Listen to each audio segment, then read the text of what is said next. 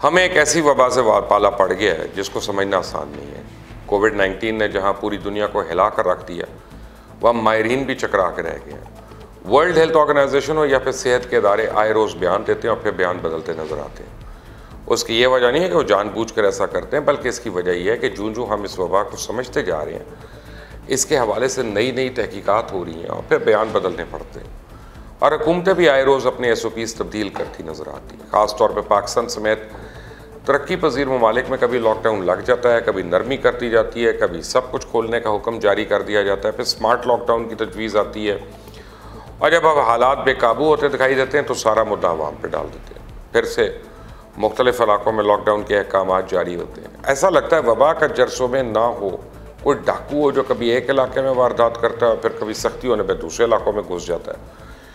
दुनिया भर में हुकूमतें और माहिरीन जो है बौखलाहट का शिकार नज़र आती हैं। हकीकत यह है कि हमें एक ऐसी मुसीबत का सामना है जो पहले कभी भी नहीं थी।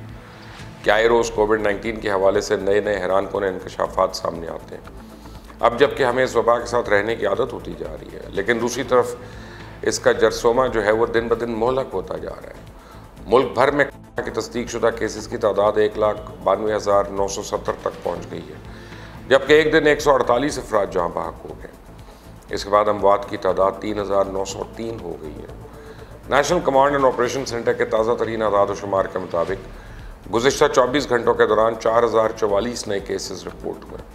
पंजाब में 71,191, सिंध में 74,070, KPK में 23,887, बलोचिस्तान में 9,817, गिलगित बल्तिस्तान में 1,365, इस्लामाबाद में 11,770, जबकि आज़ाद कश्मीर में 930 केसेस रिपोर्ट हुए।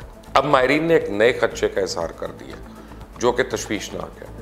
उनका कहना है कि वक्त गुजरने के साथ साथ वबा के केसेस में मज़ीद कमी हो जाएगी। ये तो अच्छी खबर है, लेकिन साथ ही उन्होंने वार्न किया कि अमवात की तादाद में मज़ीद इजाफा हो सकता है, क्योंकि मरीज़ों की एक बड़ी तादाद अभी भी वेंटिलेटर से मौजूद है और मुमकिन है कि इनमें से 90% ना बच सकें।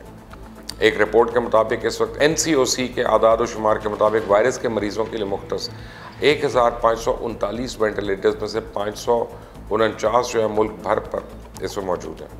मज़ीद ये कि 1,895 इजाफी वेंटिलेटर्स पाइपलाइन में हैं और जुलाई के आखिर तक के इस्तेमाल के लिए मौजूद होंगे। अब वबा के मरीज़ों में कमी को दो चीज़ों से जोड़ा जा रहा है। कमी की एक वजह तो है स्मार्ट लॉकडाउन, कि शायद हुकूमत ने जो ज़्यादा केसेस वाले इलाकों में लॉकडाउन किए हैं, इससे केसेस में कमी आई। और केसेस में कमी की दूसरी वजह हर्ड इम्यूनिटी को करार दिया जा रहा है कि शायद अब लोगों को हर्ड इम्यूनिटी की तरफ जा रहे हैं, कि जिसकी वजह से अब केसेस की तादाद में कमी आ रही है। हर्ड इम्यूनिटी या इज्तमाही मुदाफ़ियत का मतलब यह है कि किसी मुल्क की आबादी के बड़े हिस्से में वबा के ख़िलाफ़ मुज़ाहमत पैदा करने के लिए उन्हें इससे मुतासर होने दिया जाए, जिससे सेहतयाब होने के बाद इनके अंदर इस बीमारी के ख़िलाफ़ मुदाफ़ती एंटीबॉडीज़ बन जाएंगी। यानी किसी आबादी के 70% हिस्से को किसी बीमारी जैसे कोविड-19 का शिकार हो जाए तो इसके अंदर इन्फेक्शन के ख़िलाफ़ मुदाफ़ियत पैदा होगी और इतनी ज़्यादा आबादी में मुदाफ़ियत पैदा होने से बाकी अफराद महफूज हो जाएंगे और उसके नतीजे में यह वबा बतदरीज ख़त्म हो जाएगी। लेकिन ये सिर्फ एक मफरूज़ा है, एक थ्योरी है। पाकिस्तान में कोई भी हुकूमती अहदेदार तस्लीम नहीं करता है कि इस मुतनाज़ हिकमत अमली पर बतौर पॉलिसी ऑप्शन बात की गई है, और पाकिस्तान ही दुनिया की कोई भी हुकूमत खुलेआम इस मुतनाज़ पॉलिसी की हिमायत नहीं करती, क्योंकि इससे इंसानी ज़िंदगियों को ख़तरा बहुत ज़्यादा होता है। इस हवाले से स्वीडन एक ऐसा मुल्क नज़र आता है कि जबकि सारी दुनिया में लॉकडाउन था तो स्वीडन ने कोई लॉकडाउन नहीं किया और एक तरह से हर्ड इम्यूनिटी को अपनाया, लेकिन हुकूमत ने उसे बतौर पॉलिसी तस्लीम नहीं किया था। और स्वीडन में लॉकडाउन ना करने से अमवात इसके हमसाया ममालिक से ज़्यादा हुई और अब स्वीडन हुकूमत को सख्त पॉलिसीज़ ना अपनाने पर अंदर और बाहर तनकीद का निशाना बनाया जा रहा है कि स्वीडन ने मईशत को लोगों की सेहत पर फोकियत दी। इस तरह बरतानिया ने भी शुरू में यही पॉलिसी अपनाई थी और फिर अमवात बढ़ने पे उन्हें उस पॉलिसी को तर्क करना पड़ा था। पाकिस्तान में काफ़ी अर्सा तक लॉकडाउन किया गया, लेकिन मई के महीने में लॉकडाउन में नरमी की गई, मुख्तलिफ शोबों को खोलने की इजाज़त दी गई। ताहम ये भी वाज़ेह हो कि मई के महीने से ही मुल्क में वबा के केसेस में अचानक इजाफा हुआ, क्योंकि लोगों ने सोशल डिस्टेंसिंग को तो खैराबाद कर दिया, लॉकडाउन क्या नरम किया गया, लोगों ने समझा शायद अब वबा ही ख़त्म हो गई।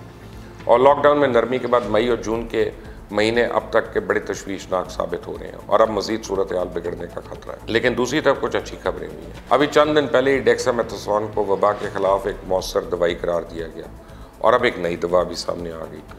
और शुगर के मरीज़ जिनके बारे में कहा गया था कि उन्हें वबा से ज़्यादा खतरा है, उनके लिए अच्छी खबर है। पाकिस्तान समेत दुनिया भर में डायबिटीज़ या शुगर के मरीजों के लिए एक सस्ती दवा ग्लूकोफेज को करिश्माती करार दिया जा रहा है। लेकिन अब दरियाफ्त किया गया कि कोविड-19 के बदतरीन असरात की रोकथाम में भी ग्लूकोफेज जो है वो किरदार अदा कर सकती है।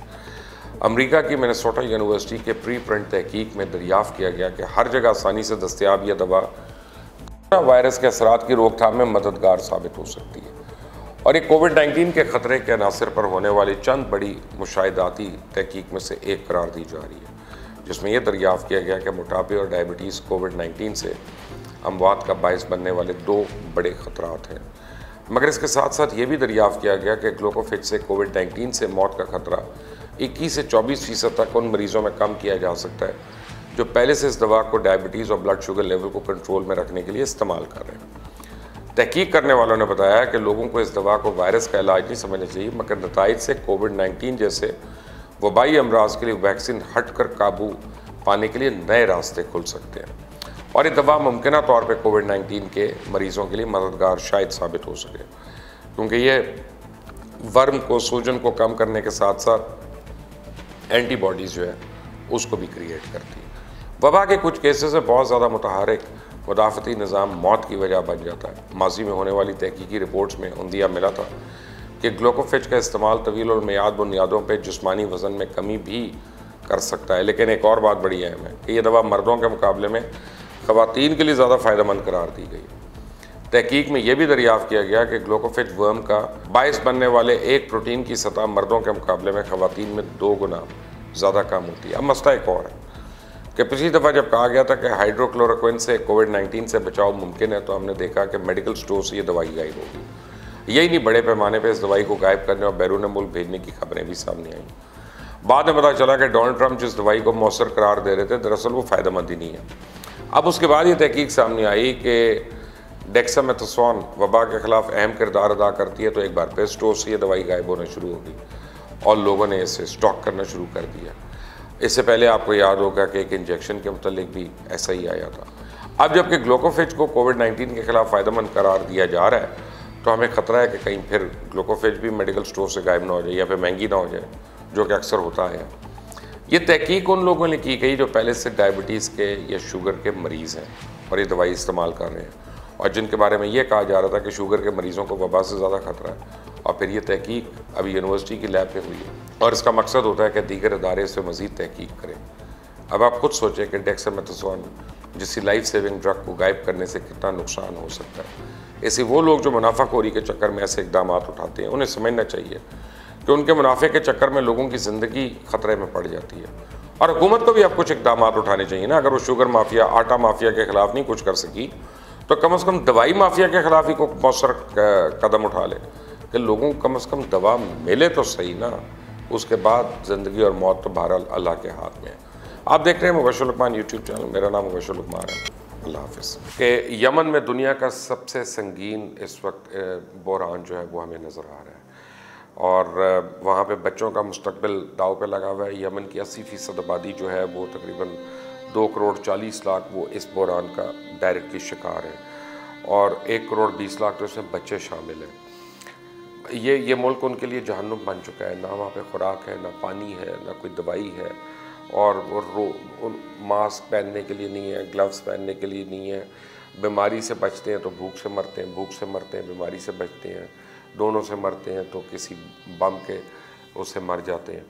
अब बहरहाल एक फ़ंड कायम हुआ है, डोनेट टू हेल्प यमन, और मैं ये चाहूँगा कि आप जितने मेरे जानने वाले हैं कि इस फ़ंड में ज़रूर डोनेट करें। तो ये यूनाइटेड नेशंस का फ़ंड है। मैं चाहूँगा कि इसमें सारे खुलकर अतियात दें, सदक़ात दें, खैरात दें, ज़कात दें, क्योंकि वहाँ के बच्चे और वहाँ के लोग जो है अब इस बात के मुस्तहिक हैं कि हम उनका सोचते भी हैं कि नहीं। YouTube channel Mubashshir Lucman official, इसको अगर आप फॉलो करते हैं और आप इस पर बेल आइकॉन को प्रेस करते हैं, सब्सक्राइब करते हैं अगर आप यूट्यूब पे जाके, तो आप इंश्योर करेंगे इस बात को कि हमारी जितनी भी खबरें हैं, न्यूज़ हैं, व्यूज़ हैं, लेटेस्ट अपडेट्स हैं और वो बातें जो आपको कहीं नहीं मिल रही, वो आपको यहाँ पे मिलेंगी इंशाल्लाह। Stay tuned to Mubasher Lucman official YouTube channel. Subscribe करना मत भूलिएगा, बेल आइकॉन प्रेस करना मत भूलिएगा।